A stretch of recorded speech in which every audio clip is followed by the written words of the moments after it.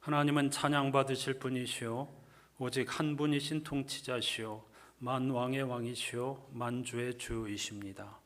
오직 그분만이 죽지 않으시고 사람이 가까이 할 수 없는 빛 속에 계시고 사람으로서는 본 일도 없고 또 볼 수도 없는 분이십니다.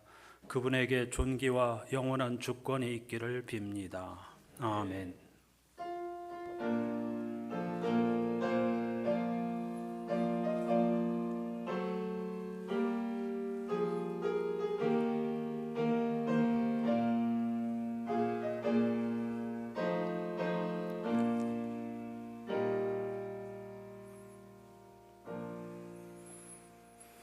찬양받으실 하나님, 한 분이신 통치자이신 하나님, 만왕의 왕, 만주의 주이신 하나님을 예배하러 왔습니다.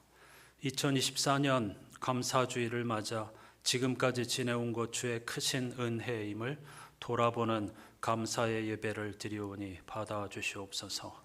오늘 또 우리가 또 한 번의 감사주일을 맞아 예배할 수 있는 것은 순간마다 하나님의 은혜의 때이고 구원의 날이 있었기 때문인 줄로 믿습니다. 심령이 가난한 자 감사가 풍요로울 줄로 믿습니다. 오늘 겸손한 마음으로 그리 아니하실지라도의 감사의 마음으로 전능하신 분, 존귀와 영원한 주권을 가지신 하나님께 전심으로 예배하며 참 자유와 평화를 누리는 우리들과 모든 피조 세계가 되게 해주시기를 예수 그리스도의 이름으로 간절히 기원하옵나이다. 아멘.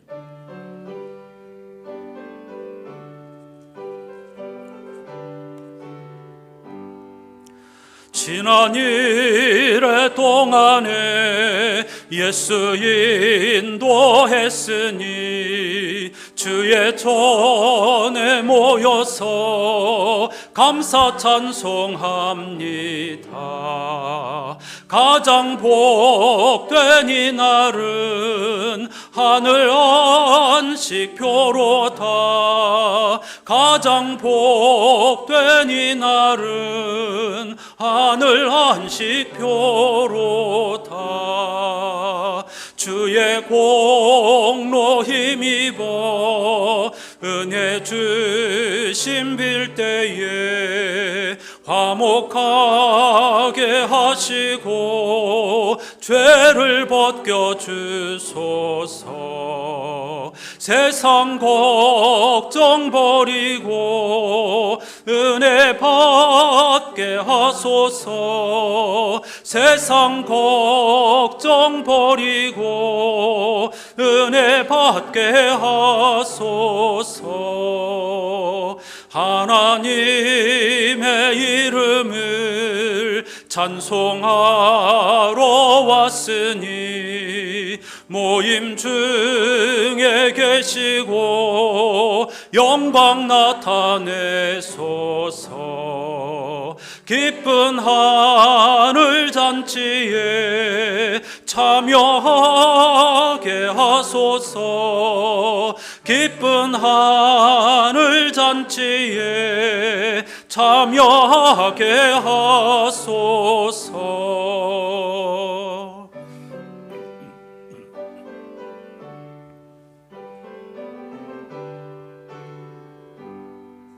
주의 기쁜 복음을 모두 듣게 하시고 주의 은혜 베풀어 위로하여 주소서.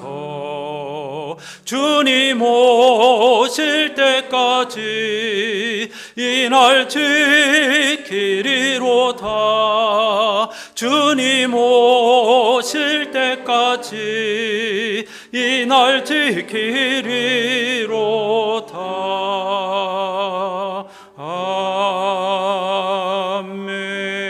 아멘. 자리에 앉으시기 바랍니다. 오늘 감사주를 맞아서 여호와는 나의 목자시니 내게 부족함이 없으리로다, 이렇게 시작하는 시편 23편에 기초한 기도를 함께 드리십시다. 주님께서 나를 걱정해 주십니다. 하나님, 내가 스스로 하는 걱정이 무슨 소용이 있습니까? 목동을 필요로 하는 동물과 같이 나에게는 주님의 도움이 필요합니다. 나의 아버지시여, 기름진 곳에 내 풀밭이 있습니다. 주님께서 나를 인도하시는 곳마다 신선한 물이 나를 상쾌하게 합니다. 주님은 인생을 충만함과 활력으로 채우십니다. 주님께서 친히 함께 하시며 인도하시기에 나는 길을 잘못 들 염려가 없습니다. 비록 죽음의 어두운 골짜기를 지나더라도 나는 편안히 걸어갑니다.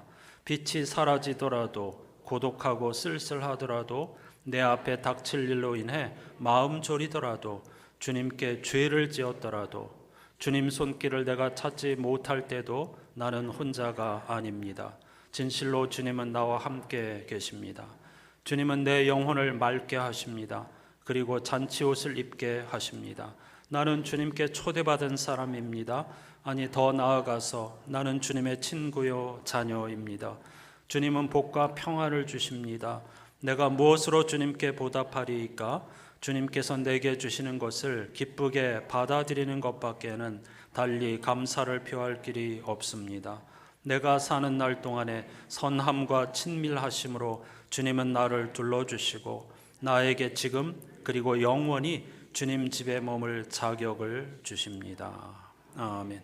우리를 친구여 자녀로 초청하여 주셨지만 우리는 마치 고아처럼 하나님을 잊고 혹은 외면하고 살아가는 것은 아닌가. 침묵으로 함께 기도하십시다.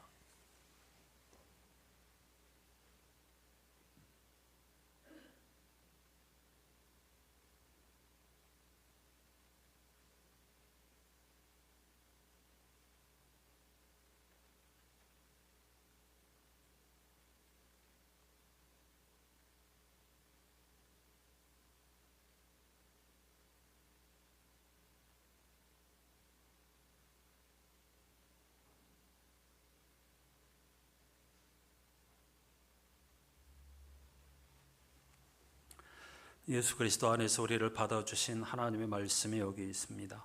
내가 잠시 너를 버렸으나 큰 긍휼로 너를 모을 것이요 내가 넘치는 진노로 내 얼굴을 내게서 잠시 가렸으나 영원한 자비로 너를 긍휼히 여기리라. 너의 구속자 여호와께서 말씀하셨느니라. 아멘.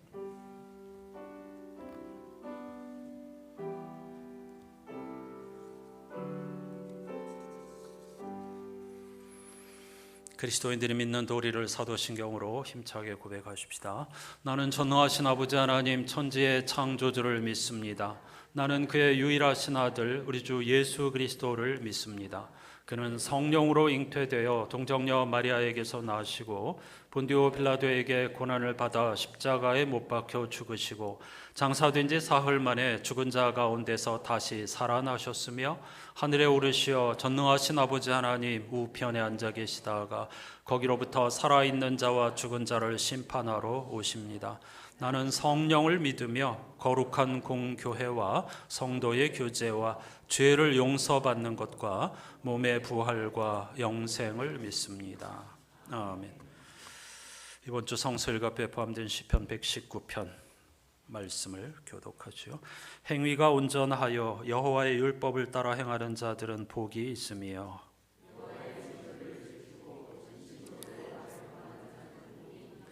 참으로 그들은 불의를 행하지 아니하고 주의 도를 행하는도다. 내 길을 굳게 정하사 주의 율례를 지키게 하소서.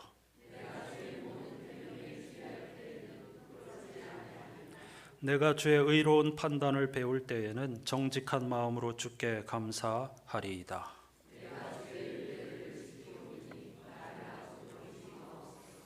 아멘. 마음이 가난한 사람이야말로 오늘 넘치는 감사를 드릴 수 있겠죠. 찬양하십시다.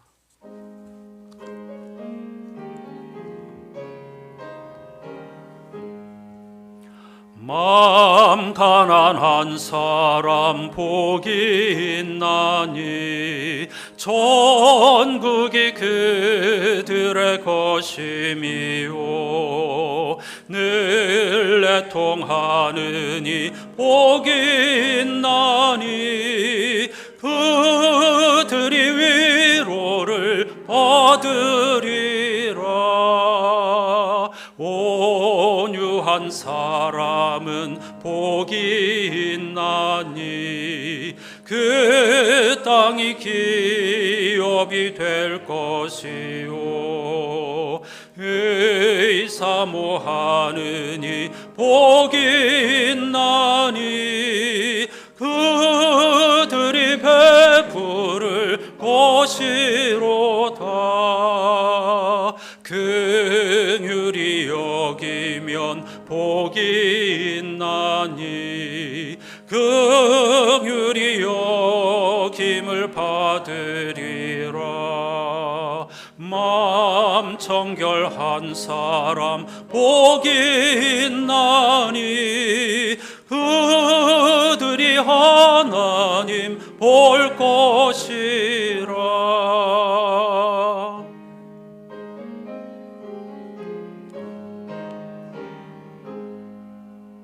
화평케 하느니 복이 있나니 그들이 하나님 아들이요 핍박을 받느니 복이 있나니 천국이 그들의 것임이라.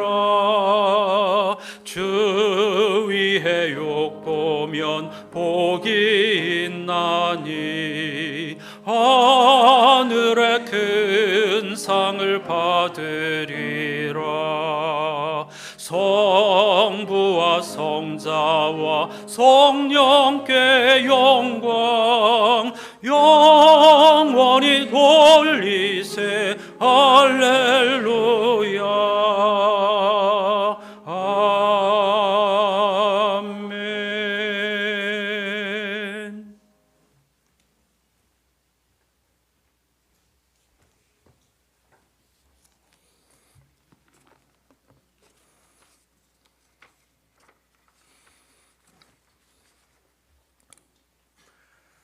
만복의 근원이 되시는 하나님 아버지, 가을을 지나 겨울로 가는 11월 첫째 주일 아침 주님을 찬양하며 예배드리게 하시니 감사를 드립니다. 진정한 마음과 간절한 소망의 기도로 드리는 이 예배를 받아주시옵소서. 추수감사절을 지키도록 허락하신 하나님, 저희들이 올 한 해 살아갈 때에 어려움 속에서도 신앙과 가정과 사업을 지켜주시고 일용할 양식을 주시니 감사드립니다. 지금까지 지내온 모든 것이 주님의 은혜였음을 고백합니다. 주님의 은혜가 아니었다면 저희가 지금 이 자리에서 하나님을 예배할 수 없었을 것입니다. 우리를 하나님의 자녀 삼아 주시고 우리의 모든 앞길 가운데 동행하여 주신 은혜에 감사를 드립니다. 우리를 구원해 주신 하나님의 은혜에 감사하며 우리의 삶으로 하나님께 영광을 드리는 복된 삶이 되게 하여 주시옵소서. 저희들의 생활을 성별해 주시는 하나님, 풍요로움은 증가하나 감사는 줄어들고 불평은 오히려 늘어나는 시대입니다. 풍성한 하나님의 은총과 축복 속에 살아온 것을 감사드리지 못하고 오히려 더 많은 축복을 달라고 기도하였음을 회개합니다. 우리들의 지난날의 잘못들을 주님 앞에 다 내려놓고 회개하오니 그리스도의 보혈의 은혜로 우리의 죄를 온전히 덮어 주시옵소서. 다시는 우리의 본성을 따라 살지 않게 하시고 하나님의 뜻대로 살아가는 믿음의 삶을 살게 하여 주시옵소서. 대한민국은 여야의 극한 대립으로 민생이 등한시되고 있습니다. 옳고 그름을 떠나 당리당락의 이기주의로 인하여 많은 백성들이 실망하고 있습니다.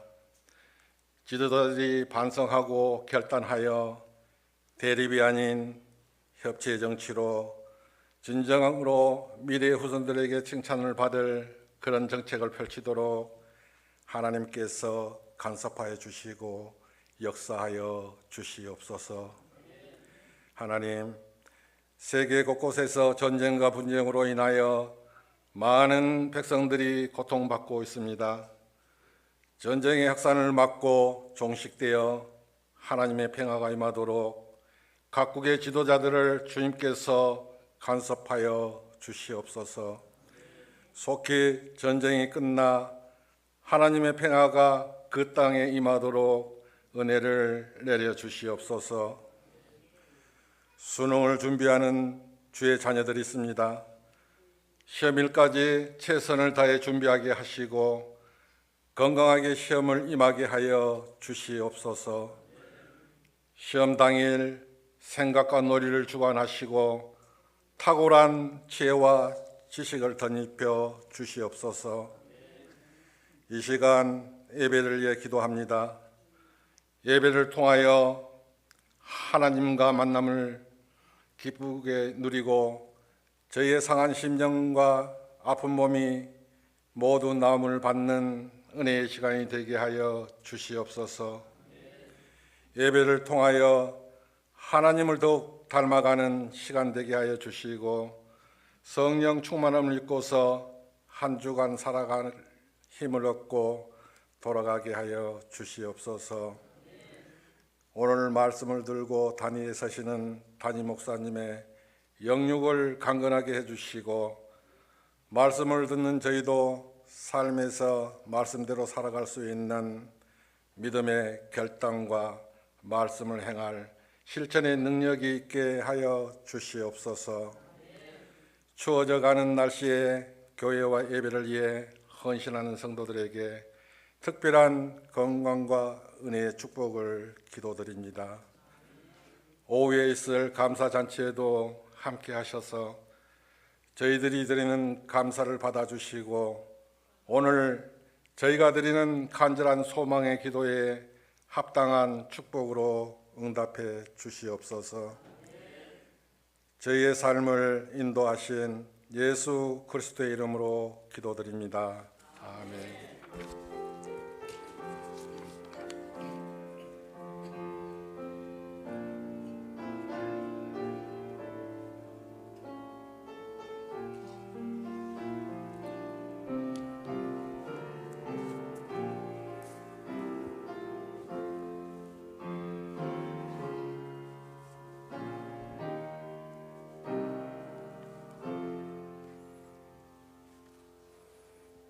모두 자리에서 일어나셔서 오늘 우리에게 주시는 하나님의 말씀을 경청하겠습니다. 창조절 10번째 주일이면서 추수감사 예배 드리는 오늘 주시는 하나님의 말씀 구약성서 신명기 6장 4절과 5절 말씀을 메시지 성서로 읽겠습니다. 이스라엘 여러분 주목하십시오. 하나님 우리 하나님 그분은 오직 한 분 하나님이십니다. 여러분의 하나님을 전심으로 사랑하십시오. 여러분의 전부를 다해 여러분이 가진 전부를 다 드려 그분을 사랑하십시오. 아멘. 자리에 앉으시기 바랍니다. 오늘 감사절을 맞아서 양장로님의 색소폰 찬양과 또 드보라 여전도에 매일 해야 하는 말 감사, 사랑 이런 주제로 하나님께 찬양 함께 하십시다.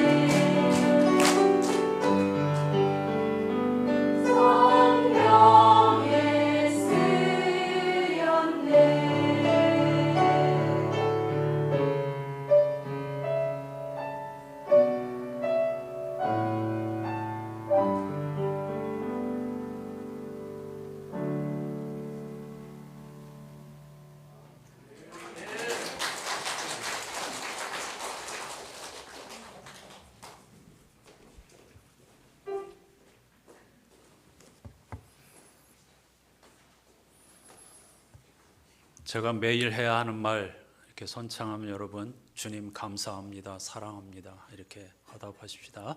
내가 매일 해야 하는 말 주님 감사합니다, 사랑합니다. 한 번 더 크게 내가 매일 해야 하는 말 주님 감사합니다, 사랑합니다. 아멘. 오늘 본문 유명한 말씀이죠. 이른바 쉐마, 히브리어로 쉐마라고 부르는 신명기 6장 4절부터 9절까지 이 문장을 쉐마라고 합니다.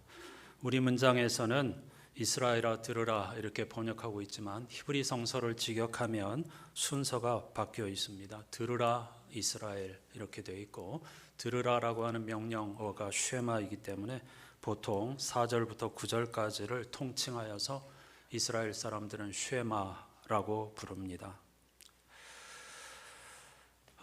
이스라엘 백성들은 매일 반복하여서 그리고 주요 절기마다 바로 이 쉐마를 고백하면서 정체성을 유지하였고 후손들에게 하나님 경외하는 삶을 살도록 가르쳤습니다. 이 쉐마의 내용을 보면 하나님은 한 분이시다. 그분을 마음과 뜻과 정성을 다해 사랑하라 이렇게 되어 있죠. 마음과 뜻과 정성을 다해 그걸 메시지 성서는 전심을 다해 전부를 다해 이런 식으로 번역하고 있습니다. 한 분 하나님이라는 신앙 고백이 얼마나 중요한 것인지 모릅니다. 그런데 얼마나 또 많은 오해를 불러일으키는 말씀인지도 모릅니다. 번역의 한계이기도 한데요. 이 한 분이라고 하는 것은 크다, 크신 분, 그리고 전부이다 그런 뜻입니다. 서울에 가면 한강이 있잖아요. 소설가 한강 말고 강 이름 한강의 한이 바로 크다는 뜻의 순 우리말입니다.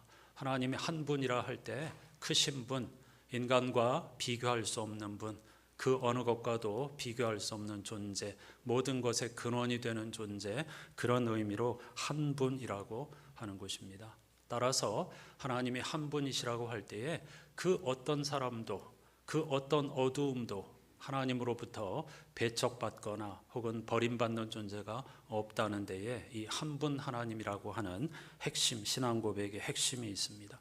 그분이 빛과 어두움, 삶과 죽음을 포함한 모든 것을 홀로 창조하신 분이시다. 그런 신앙 고백입니다. 따라서 그 전부이신 하나님을 우리도 전부를 다해 사랑해야 한다는 것이 쉐마의 가르침입니다. 예수께서도 성서의 가르침을 한 문장으로 요약하면 무엇이냐고 묻는 제자들을 향하여서 하나님과 이웃을 마음과 뜻과 정성을 다해 사랑하는 거라고 바로 이 오늘 본문 말씀을 인용하여서 대답하셨죠. 너무나 익숙한 이 말씀을 이번 주간에 다시 읽으면서 저는 마음과 뜻과 정성을 다해 하나님을 사랑하라는 것을 만약에 어린 아이들과 우리 자녀들에게 가르친다고 하면 두 눈으로 세상을 보라 이런 가르침으로 해석하면 어떨까 하는 생각이 들었습니다. 왜냐하면 하나님을 믿고 사랑한다는 사람 중에 한 눈만을 가지고 세상을 보고 판단하고 정죄하는 이들이 너무 많기 때문입니다. 적어도 하나님을 사랑하느니 하나님을 창조주로 믿느니라고 하면 한 눈이 아니라 두 눈을 뜨고 전부를 보는 그런 안목을 길러야 하겠습니다. 우리 그리스도인들은 두 눈으로 보는 사람들, 전부를 다해 하나님을 사랑하고 세상 구석구석을 하나님의 눈으로 바라보는 그런 삶을 살아야 할 줄로 믿습니다. 모세는 평생 사실 오늘 본문을 이스라엘 백성들에게 계속해서 가르쳤고 지금 오늘 본문은 죽음을 앞둔 마지막 유언을 모은 설교라고 할 수 있는데 그 유언을 통해서도 똑같은 가르침을 반복하고 있습니다. 그런데 이 쉐마라고 하는 히브리어는 번역하기가 쉽지 않습니다. 아주 다양하고 깊은 의미를 가지고 있기 때문이죠. 히브리어 자체가 물론 다른 고대 언어도 그렇지만은 고대 사회의 언어이기 때문에 굉장히 단어 수가 제한적입니다. 따라서 이 뭔가를 표현하려고 할 때 하나의 단어를 가지고 다양한 의미로 사용을 할 수밖에 없었는데 그게 굉장히 큰 축복이고 선물입니다. 하나의 단어를 풍성하게 확장할 수 있기 때문이죠. 그래서 그냥 우리식으로 생각하면 오늘날처럼 단어가 풍성하지 못하면 표현에 제약이 있는 것 아닌가 이렇게 생각할 수 있지만, 정반대로 생각하시면 단어 수가 적다고 하는 것이 표현의 자유와 생각을 엄청나게 확장시키는 그런 좋은 점이 있다는 것을 생각해야 하겠습니다. 대표적으로 인자라고 하는, 헤세드라고 하죠. 인자라고 하는 단어를 수많은 언어로 우리 성서에서 번역하는 것처럼 쉐마도 마찬가지입니다. 단순히 귀로 듣는다는 의미가 전혀 아닙니다. 귀를 기울여라, 주목하라, 마음에 새기라 등등 여러 가지 의미로 이 쉐마라고 하는 하나의 단어를 번역할 수가 있겠습니다. 하나님의 말씀을 들으라, 그분이 우리에게 원하시는 것에 귀를 기울이며 살아라, 행동하라 하고 하는 그런 의미입니다. 육신의 귀로 울리는 소리를 들으라는 것이 아니라 그 교훈을 따라서 살아가라고 하는 것이 들으라라고 하는 명령에 포함되어 있는 것이죠. 따라서 유대교는 보는 종교가 아니라 귀를 기울이는 종교입니다. 이 귀 기울임의 영성, 귀 기울임의 훈련이 히브리 사람들이 인류 문명에 가장 크게 기여한 부분이라고 할 수 있습니다. 오늘날 서양 문화의 토대는 고대 이스라엘과 고대 그리스의 정신입니다. 헤브라이즘과 헬라이즘, 헬레니즘 이런 식으로 표현을 하죠. 그런데 이 둘은 겉으로 보면 상극입니다. 그런데 서로 너무나 달랐기 때문에 서로 비추고 서로 지탱하고 서로 보완하면서 인류의 찬란한 문명을 만들어 올 수가 있었던 것이죠. 다른 것은 이처럼 큰 축복입니다. 만약 헤브라이즘이나 헬레니즘 하나의 사상만 가지고 있었다면 우리 인류의 문명이 지금처럼 발전하지 못했을 것입니다. 그럼에도 불구하고 우리는 여전히 나와 다르다고 하는 것, 차이의 축복을 알지 못하고 편견과 차별에 힘쓰면서 살아간다고 하는 것은 얼마나 불행하고 안타까운 일인지 모릅니다. 그리스 헬레니즘은 근본적으로 시각적, 보는 문화였습니다. 따라서 그들은 위대한 예술 작품, 조각, 건축 등을 통해서 인류에게 정말 풍요로운 문화 유산을 선물하였죠. 플라톤, 헬라 철학자의 어떤 그 시조라고도 할 수 있는 플라톤은 지식이란 깊게 보는 것, 즉 눈에 보이는 것 아래에 있는 참된 형상, 그걸 플라톤은 이데아라고 했죠. 그것을 보는 거라고 생각했습니다. 우리가 무엇인가를 깨달았을 때에 나는 보았다라고 말하는 것처럼 아는 것은 곧 보는 것이라고 하는 생각은 오늘날까지 서구에서 지배적인 가르침으로 남아 있습니다. 하지만 유대교는 인류에게 전혀 다른 차원의 유산을 제공하였습니다. 그것은 우리가 볼 수 없는 하나님에 대한 믿음, 눈에 보이는 형상으로 드러낼 수 없는 하나님에 대한 믿음이 그것입니다. 따라서 그들에게 시각적인 상징으로 조각한 형상을 만드는 행위 그 자체는 믿음과 정반대되는 행위이고, 따라서 구약 성서에서는 하나님을 형상으로 만드는 것을 엄히 금하고 있고 심지어 그것을 우상 숭배라고까지 하고 있는 것입니다. 하나님이 당신을 어떤 모양으로 만드는 게 불쾌해서가 아니라 보이는 것에 집중해서는 하나님을 전혀 알 수 없기 때문입니다. 오히려 그 어떤 형상이 우리가 하나님에 대하여 공부하고 탐구하고 한 걸음 깊이 들어가게 하는 것을 엄청나게 방해하기 때문이겠죠. 이렇게 유대교는 하나님의 형상을 만드는 것을 철저히 금지했습니다. 그런데 유대교의 뿌리를 둔 가톨릭과 종교개혁을 통해 가톨릭으로부터 새롭게 출발한 개혁교회는 오늘날까지도 예수님의 형상을 적극적으로 사용하고 있습니다. 대표적으로 가톨릭의 십자가는 예수께서 매달려 있는 십자가입니다. 성당마다 그 십자가가 걸려 있죠. 또한 개신교, 개혁교회도 마찬가지로 다양한 예수님의 형상을 사용하고 있습니다. 하나님께서 구약성서에서 엄히 하나님에 대한 형상을 금하였는데 이 개혁교회가 이름도 개혁교회인데 왜 하나님의 명령을 어기고 다양한 형상을 사용하는 것일까요? 개혁교회가 우상 숭배에 빠진 것일까요? 그렇지는 않습니다. 그 이유가 있습니다. 대표적으로 골로새서 1장 15절을 보면 힌트가 있는데요. 그 아들은, 즉 예수 그리스도는 보이지 않는 하나님의 형상이시요 모든 피조물보다 먼저 나신 분이십니다. 이렇게 고백하고 있습니다. 초기 교회는 예수 그리스도가 보이지 않는 하나님의 형상이라고 고백하였습니다. 하나님은 죽었다 깨도 우리가 눈으로 볼 수가 없죠. 그런데 예수 그리스도께서 하나님이 어떤 분이신가 하는 것을 보여주셨다는 것입니다. 따라서 보이지 않는 하나님을 어떻게 사람들에게 설명할 수 있을까? 보이지 않는다는 것은 우리의 감각기관으로 확인할 수 없다는 뜻이잖아요. 하나님을 직접 볼 수 없다는 성서의 가르침은 하나님을 본 자는 죽어야 한다는 가르침과 똑같은 말입니다. 실제로 죽는다는 게 아니고요. 하지만 인류는 보이지 않고 손으로 만질 수 없음에도 불구하고 참된 진리, 그 모든 것의 근원이 무엇인가를 알기 원했습니다. 고대로부터 이러한 탐구를 멈춘 적이 없죠. 이렇게 보이지 않지만 모든 것의 근원이 되는 것을 옛 철학자들, 아리스토텔레스는 에이도스라고 했고, 플라톤은 세상 모든 것의 근원을 이데아라고 했고, 동양에서 노자와 장자는 도라고 했고, 하이데거는 존재라고 했고, 화이트헤드라고 하는 철학자는 과정이라고 설명했습니다. 표현은 다르지만은 다 인류가 끊임없이 우리 눈에 보이는 모든 것의 참된 근원이 되는 것이 무엇인가를 탐구해 왔다는 뜻입니다. 그런데 그리스도인들은 바로 그것을 하나님이라고 깨달았습니다. 하나님께서 만물의 근원이라고 고백하게 된 것이죠.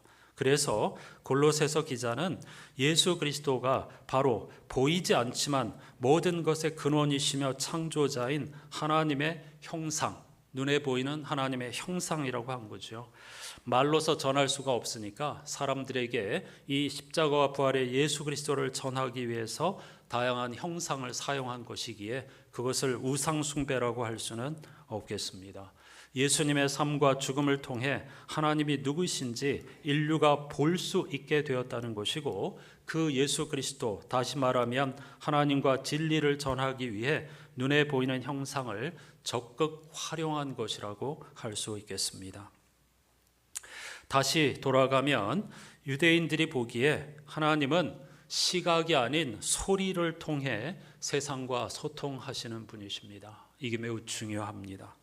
따라서 최고의 종교적 행위는 바로 듣는 것, 귀를 기울이는 태도라고 할 수 있습니다. 당연하죠. 하나님은 눈에 보이는 것을 통해서 소통하시는 것이 아니라 소리를 통해서 소통하는 것이니까 그걸 인정한다면 그 소리에 귀를 기울이는 것이야말로 가장 최고의 종교적 행위, 반응이라는 말씀입니다. 그런데 이와 관련한 유명한 말씀이 바로 사람은 겉모습만을 따라 판단하지만 나 주는 중심을 본다는 사무엘상 16장의 말씀입니다. 유명한 말씀이죠. 사무엘이 이새의 여러 아들 가운데서 새로운 사울의 뒤를 이을 새로운 이스라엘의 왕을 선택하는 장면을 그린 유명한 구절입니다. 그런데 이 사무엘상 16장 7절에는 이런 문장으로 시작합니다. 너는 엘리압의 준수한 겉모습과 큰 키만을 보아서는 안 된다. 그는 내가 세운 사람이 아니다. 이 말씀에 이어서 사람은 겉모습만을 따라 판단하지만 나 주는 중심을 본다. 이렇게 하나님께서 말씀을 하고 계신 것이죠.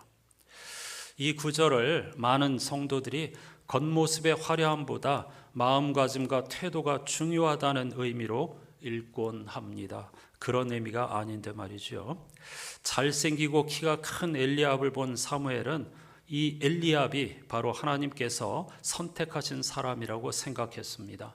하지만 하나님이 세운 사람은 우리가 잘 아는 것처럼 다윗이었죠. 그런데 엘리압의 준수한 겉모습과 큰 키만을 보아서는 안 된다라는 구절을 읽으면서 우리 사람이 다윗은 틀림없이 못생기고 볼품없고 키도 작았을 것이라고 그냥 넘겨짚고 단정해 버립니다. 그렇지 않습니다. 사무엘상 16장 그 조금 뒷부분을 보면 다윗을 성서 기자가 어떻게 묘사하고 있느냐 하면 빛이 붉고 눈이 빼어나고 얼굴이 아름다웠다 이렇게 기록하고 있습니다. 말하자면 다윗은 젓갈색 피부에 아마 그 당시 고대 근동에서 젓갈색 피부를 가장 미의 기준으로 삼았던 것 같습니다. 젓갈색 피부에 예쁘고 사랑스러운 눈을 가진 아름다운 외모를 가진 사람이었다 이런 뜻입니다. 그런데 여기서 다윗이 아름답다, 그러니까 얼굴이 아름답다고 했는데 얼굴이라는 단어는 히브리어에 없습니다. 그냥 아름다운 사람이었다는 건데 여기에 사용한 단어가 바로 창세기 1장에 6차례나 반복된 보시기에 참 좋았더라 하는 말씀입니다. 그러니까 다윗의 외모를 극찬한 것입니다. 다윗이 아름답다 했던 것은 하나님께서 모든 피조물을 창조하시고 보시기에 좋았더라 이렇게 감탄하셨던 말씀을 다윗에게 하셨다는 뜻입니다. 그러니까 다윗은 못생겼을 거야. 근데 마음이 착했기 때문에 하나님께서 그를 선택했을 거야. 이런 식으로 우리가 넘겨짚기 쉬운데 전혀 그런 뜻이 아니라는 말씀입니다. 사람은 겉모습을 따라 판단하지만 나 주는 중심을 본다는 말씀은 동의적 평행법입니다. 겉모습에 해당하는 단어는 두 눈이고 중심에 해당하는 단어는 심장입니다. 그러니까 사람은 눈으로 보지만 하나님은 심장으로 보신다. 동의적 평행법으로 이 가르침을 우리에게 들려주고 있는 것입니다.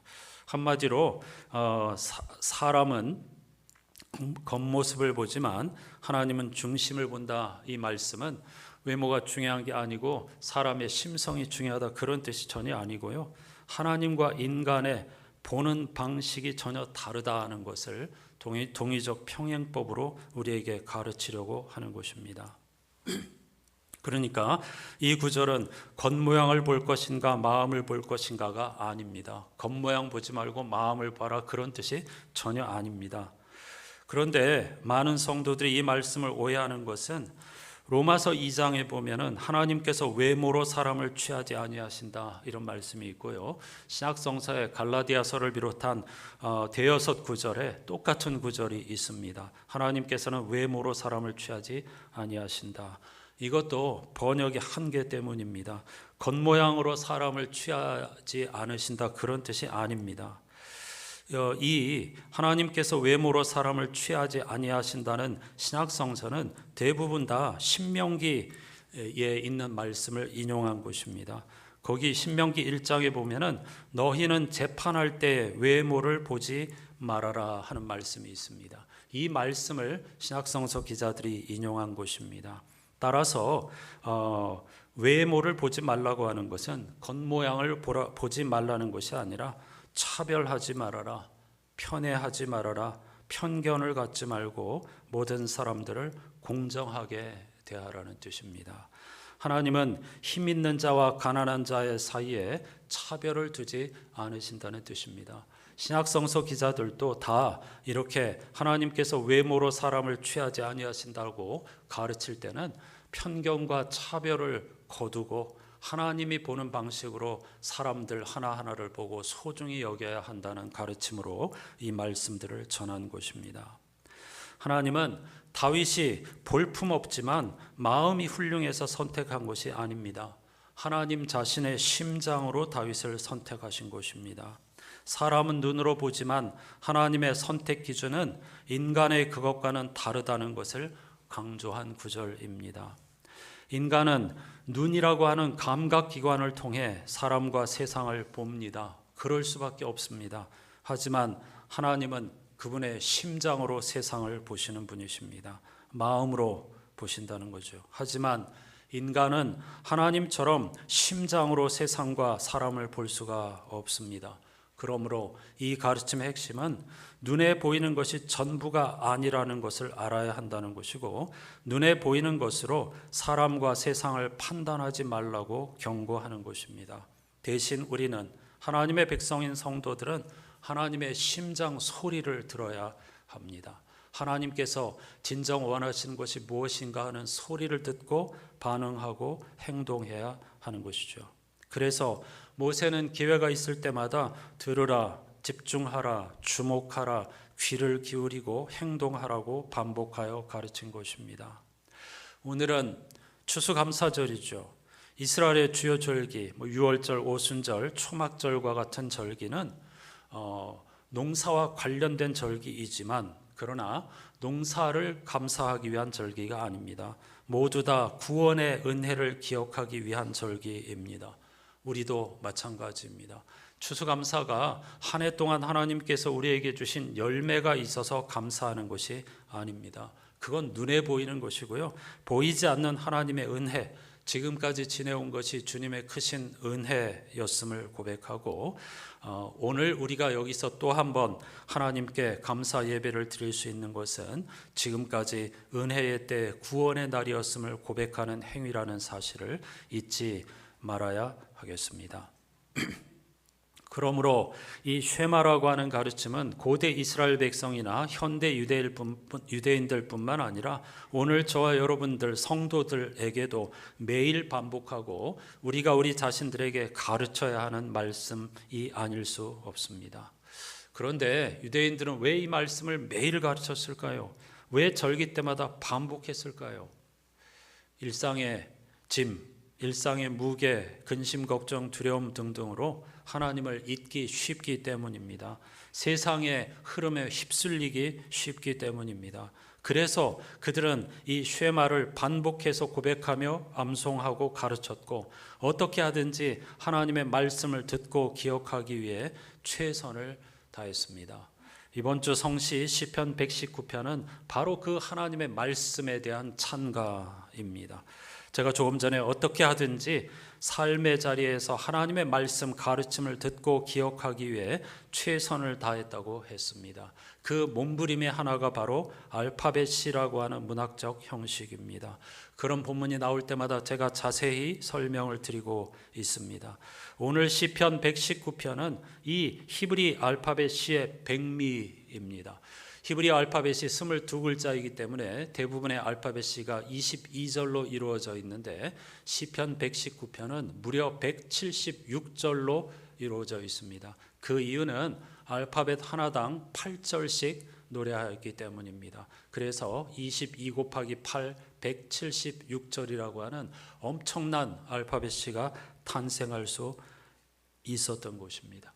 저는 나름대로 이런 본문을 읽을 때마다 흉내도 내보고 여러분들에게 이 알파벳이가 어떤 기능을 하는 것인지 알려드리기 위해서 나름 애쓰고 있는데 22절을 만든다고 하는 것은 얼마나 힘든 일인지 모릅니다. 근데 이 고대 이스라엘의 지혜자들이 176절에 걸쳐서 하나님의 말씀이 도대체 하나님의 말씀이 우리에게 들려주는 소리가 뭔가, 그 내용이 뭔가, 그 가르침이 뭔가를 몸부림치면서 한 땀 한 땀 수를 놓듯이 새겼다는 것은 얼마나 놀라운 일인지 모릅니다. 그만큼 하나님의 말씀을 기억하기 위해서 몸부림쳤다는 뜻입니다. 그만큼 암송하고, 그러니까 성전이 없어지고 나라를 빼앗기고 그런 엄청난 시련이 닥친다 하더라도 하나님을 잊지 않고 그분의 말씀을 기억하고 암송하여서 후손들에게 전하기 위해 몸부림을 쳤다는 뜻입니다. 그 결과물이 시편 119편입니다. 이번 주 성서일가표 시편은 8절까지 나와 있는데 그건 모든 이 절이 1절부터 8절까지가 다 히브리어 알파벳 첫 글자로 시작한다는 뜻입니다. 이번에도 제가 나름대로 이 8절을 우리말로 한번 번역을 시도해 보았습니다. 몇 년 전에 했었는데 이번에 말씀을 준비하면서 다시 조금 고쳐 보았습니다. 제가 개역 개정으로 읽으면 여러분들은 제가 개인적으로 번역한 말씀, 우리말로 했으니까 다 가짜로 시작하는 번역을 시도해 보았습니다. 제가 윗부분 개역 개정을 읽으시면 여러분은 아랫부분을 큰 소리로 읽어주시면 되겠습니다. 그 의미를 그대로 살리면서 우리말로 나름대로 번역을 해 본 것입니다. 행위가 온전하여 여호와의 율법을 따라 행하는 자들은 복이 있으며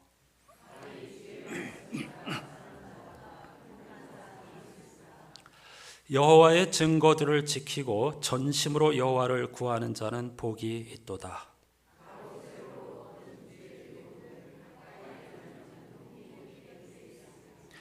참으로 그들은 불의를 행하지 아니하고 주의 도를 행하는도다.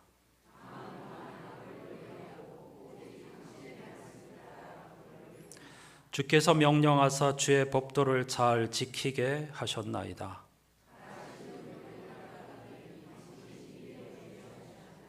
내 길을 굳게 정하사 주의 율례를 지키게 하소서.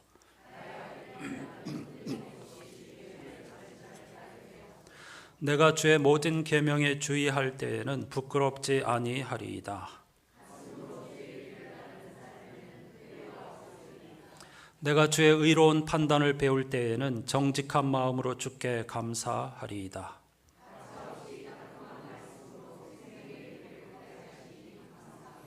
내가 주의 율례들을 지키오리니 나를 아주 버리지 마옵소서.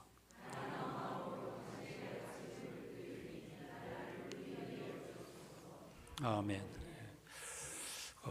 의미를 그대로 살리려고 애를 써봤는데요.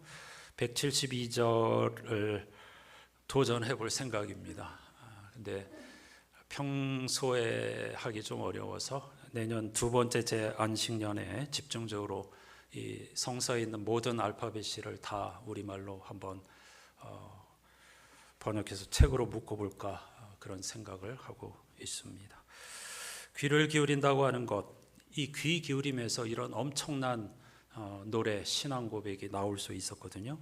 그냥 대충 넘어가면 172절에 이르는 엄청난 고백이 나올 수가 없는 거죠. 귀를 기울이고 몸부림치다 보니까 이런 고백이 나올 수 있었던 것입니다. 따라서 귀를 기울이는 것은 심오한 영적 행위입니다.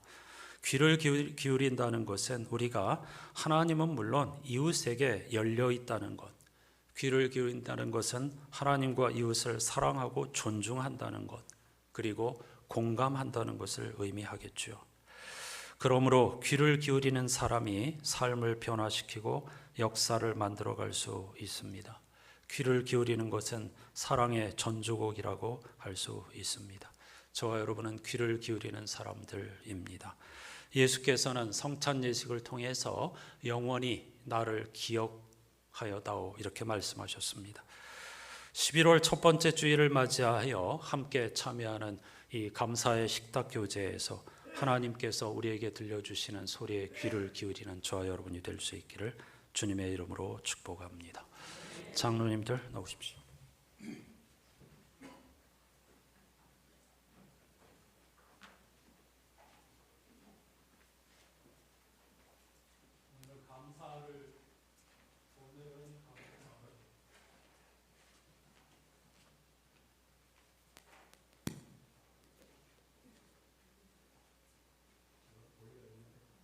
오늘은 감사를 주제로 하는 찬양을 부르면서 먼저 받고 찬양의 고백을 하십니다.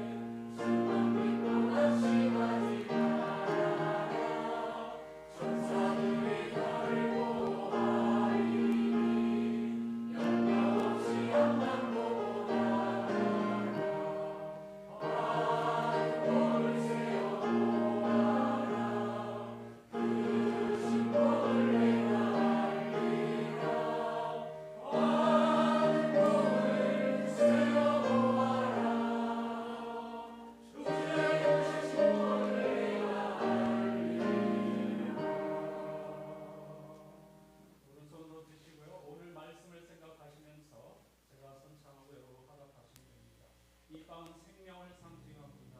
주님은 우리를 위해 상을 차려주시고 말씀하십니다. 이리 와서 먹어라.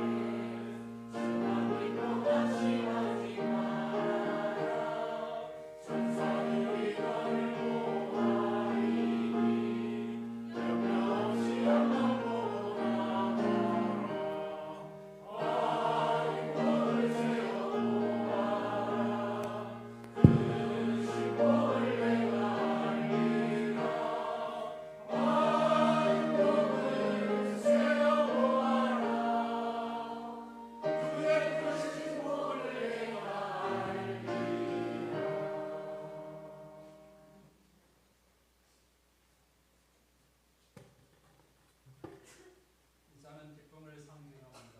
주님은 우리의 잔을 채워주시고 말씀하십니다. 이 잔을 들고 마셔라.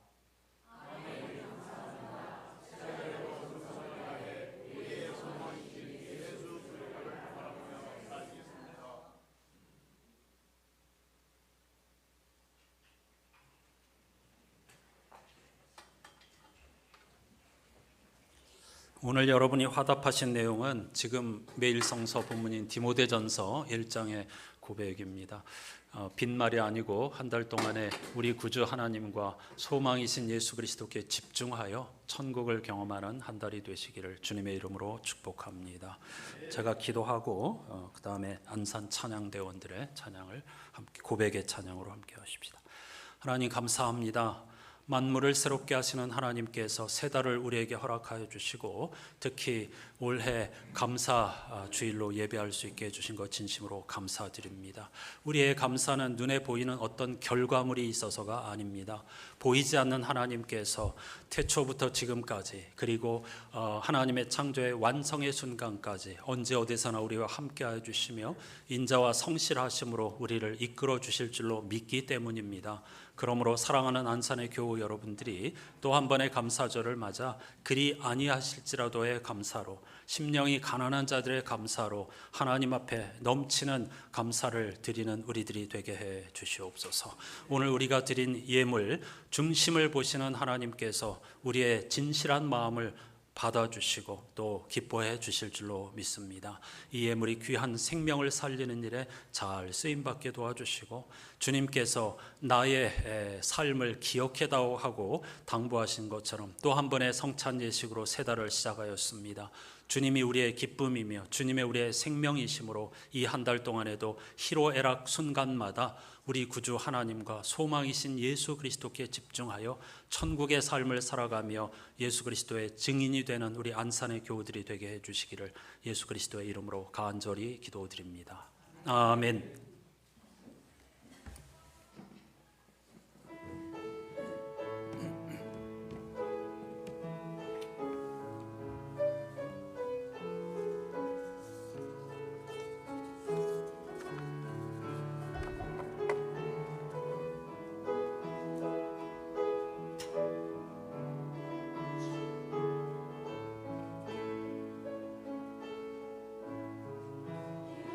멈추지 마라.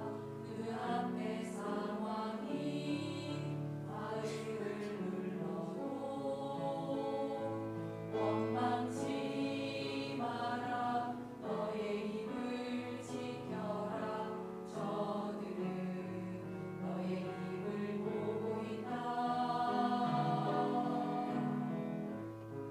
마음을 뺏기지 마라. 내가 널 도우지 않는다는 소리에 너의 모든 게 불리해도 너는 기도를 계속해라. 너 기도를 멈추지 마라. 내가 너의 그 모든 상황을 바로 역전시키리니 너 기도를 멈추지 마라. 내가 잠시도 쉬지 않고 모든 걸 지켜보고 있으니 바로 역전되리라. 저들의 입이 너를 압도해도 저들의 힘이 숨을 조여도 너는 보리라. 기도의 능력을 내가 역전시키리라.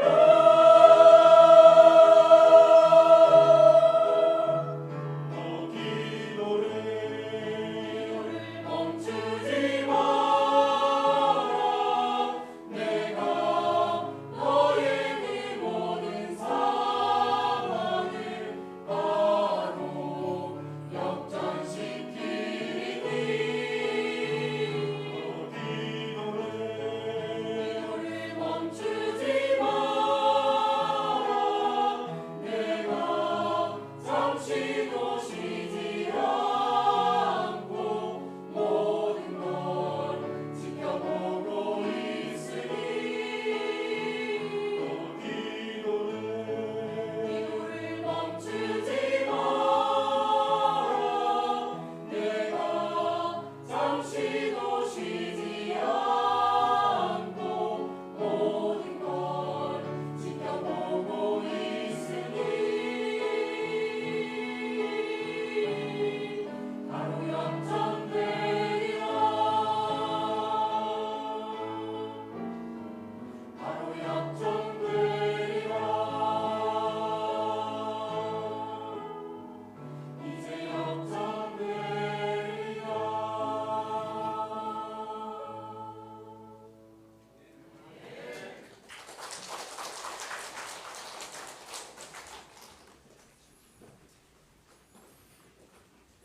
코로나 이후로 정말 몇 년 만에 함께하는 찬양이었습니다.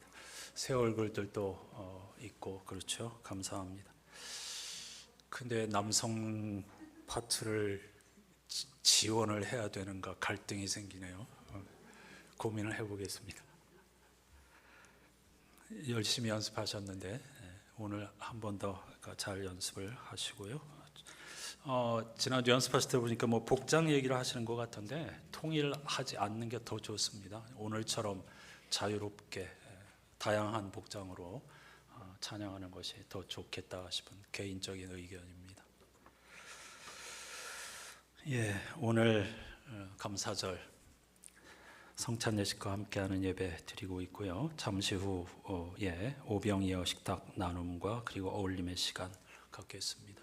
식사는 여러분들이 자유롭게 그 주님을 대접하는 마음으로 가져오신 음식을 지하 식당에서 나누도록 하겠습니다. 평소에 식사하지 않으시는 분이라도 오늘은 빠짐없이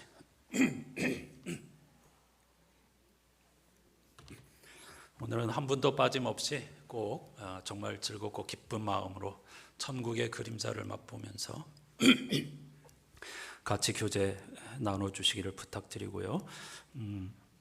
그 다음에 이 목사님이 한 달 동안 열심히 준비한 즐거운 어울림의 시간, 작년에도 정말 즐거운 시간을 가졌는데요. 본당에 올라와서 서로 이렇게 웃고 또 함께하는 그런 즐거운 시간을 갖도록 하겠습니다.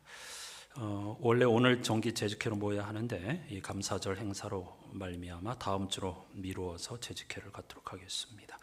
오늘 감사절 예배 드리고 그 마음을 이어서 내일부터 수요일까지 저녁 7시 30분 해오름교회 말씀잔치 3차례 예배가 있습니다. 화요일 순서를 우리 교회가 담당하고 있습니다. 그렇지만 사흘 동안의 은혜를 사모하는 마음으로 열심히 참여해 주시고요. 이미 10년 이상 했기 때문에 여러분이 잘 아시겠지만 해오름교회와 우리가 연합하는 것은 서로 다르기 때문입니다. 그래서 사실은 갈등도 있고 힘든 부분도 있어요. 너무 다르면 여러분이 또 헷갈리실까 봐 그래서 고민이 있긴 한데 어쨌든 저의 목회 철학과 임재영 목사님의 목회 철학은 상당히 다른데 그래도 서로를 통해서 이렇게 헬레니즘과 헤브라이즘의 차이처럼 말이죠. 그런 걸 시도해보고자 시작을 한 것입니다. 그런 것을 참고하시면서 함께 해 주시기를 부탁드리고요. 우리 교회 말씀잔치는 성탄절 직전에 있습니다. 금요일, 토요일 그리고 주일 예배까지 우리 교회도 3번 이렇게 모일 생각인데요. 금요일, 토요일 저녁, 주일 낮 예배 이렇게 3차례 할 생각인데 여러분들이 오늘 나눠드린 쪽지에 그 신앙생활을 하면서 정말 알고 싶은 것 그리고 헷갈리는 것 궁금한 것 갈등되는 것 그런 것을 적어주시면 그 중에서 몇 가지를 공통적인 것 또 더 중요하다 생각되는 걸 선정해 가지고 그걸 주제로 이번 말씀 잔치를 진행해 보려고 합니다. 길게 막 설명하지 않으셔도 됩니다. 뭔지 여러분이 제목만 쓰셔도 제가 다 알아볼 수 있으니까 힘든 것 정말 궁금한 것 내가 알고 싶은 것 뭐 죽음 이후에는 무엇이 기다리고 있을까요? 뭐 이렇게 되고 부활이란 정말 뭔가 그런 것들도 좋고요. 예배나 기도에 관한 것도 좋습니다. 여러분들이 정말 알고 싶은 거 이름 쓰지 마시고 그냥 사무실에 주셔도 되고 다음 주일에 헌금함에 넣으셔도 됩니다. 다음 주일에 주보에 끼워서 한 번 더 드리고 셋째 주일까지 그걸 취합해 가지고 준비하려고 합니다. 그러니까 고민 잘 해보시고요. 이번 기회에 정말 그 김기성 목사님을 통해서 배우고 싶은 그런 궁금한 것들 모아주시면 좋겠습니다. 다음 주일 배움 주일은 책 읽기와 관련된 그 배움의 시간을 가지려고 합니다. 책을 선정하는 법 혹은 김기성 목사님이 추천하는 도서 이런 것과 더불어서 제가 지난 주일까지 그 10월 27일 광화문 집회라든가 차별금지법에 대해서 조금씩 말씀드렸는데 헷갈려 하시는 분들 그리고 더 궁금해 하시는 분들이 많이 계시다는 걸 잘 알고 있습니다. 그래서 다음 주일 배움 주일에 이 차별금지법에 대해서 조금 자세하게 말씀드리는 시간을 가지려고 합니다. 짧은 설교 시간에 그거에 대해서만 할애하는 게 불가능해서 제가 큰 틀만 말씀드리는데 어떤 분들은 더 답답해 하시고 더 궁금해 하시는 것 같습니다. 그래서 배움 주일이니까 글자 그대로 그런 문제를 함께 생각해 보고 고민해 보는 시간을 갖도록 하겠습니다. 오늘 이삭 주기 헌금 주일입니다. 한 달 동안에도 또 마음을 모아 주시기 부탁드리고요. 약 1년 동안의 사랑구역에서 우리와 함께 즐겁게 예배 드리시던 황명자 집사님이 지난주 중에 등록하시겠다고 이렇게 알려와 주셨습니다. 아실 것 같은데 잠깐만 자리에서 일어나시고 항상 똑같은 자리에서 예배드리시는데요. 뜨거운 박수로 환영해 주시기를 바랍니다. 고맙습니다. 19역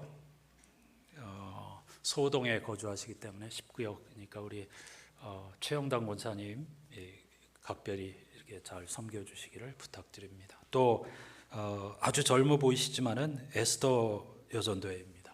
에스더 여전도회의 가장 어린 동생 그쯤 될 것 같은데요. 앞으로 잘 섬겨주시기를 부탁드립니다. 다시 말씀드립니다. 한 분도 빠짐없이 다 식탁교제 나눔의 즐거운 마음으로 축제의 마음으로 참여해 주시고요. 누가 뭘 가져왔는지 모릅니다. 제가 뭘 내놓았는지도 모릅니다. 그리고 다리가 많이 불편하시는 분들은 소예배실로 다 이렇게 나누어서 올려드릴 테니까 소예배실에서 식사를 하셔도 좋겠습니다. 다 같이 일어나셔서 찬양하십시다.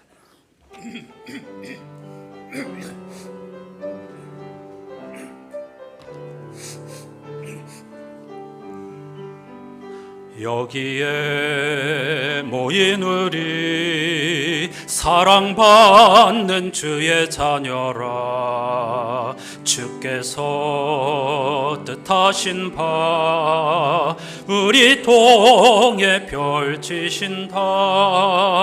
고통과 슬픔 중에 더욱 주님 의지하오니 어려움 이겨내고 주님 더욱 찬양하라. 이 믿음 더욱 굳세라. 주가 지켜주신다. 어두운 밤에도 주의 밝은 빛 인도하여 주신다.